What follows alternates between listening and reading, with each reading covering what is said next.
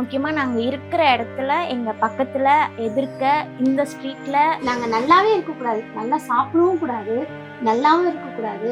அப்படி ஒரு கெட்ட எண்ணம். சினிமாவில் இருக்கிறவங்கன்றதுனாலே அவங்க தப்பாக தான் எங்களை பார்ப்பாங்க, தப்பாக தான் எங்களை ப்ரொஜெக்ட் பண்ணுவாங்க. இங்கே இருக்கவங்க எல்லாருமே நல்லவங்க, எது பண்ணாலும் அவங்க கரெக்டு, பட் நாங்கள் மட்டும் தப்பு. ஏன்னா நாங்கள் சினிமாவில் இருக்கோம். எங்கள் பாப்பாவோட இன்டர்வியூ வந்தால் சேனலில் இங்கே பார்க்க முடியாது, கரண்ட் ஆஃப் பண்ணிடுவாங்க. அதனால நாங்கள் கோடம்பாக்கம் போயிடுவோம். எங்கள் ரிப்போர்ட்டர் மேம் சுசீலா மேம் வீட்டில் தான் போய் பார்ப்போம். அப்போ அவங்க கேட்பாங்க, ஆர்டிஸ்ட்டு சன் டிவி ரிலீஸ் ஆன படம் தான் ரகலபுரம் வந்து சன் டிவி ஆஃபீஸ் தான் ரிலீஸ் பண்ணியிருக்காங்க.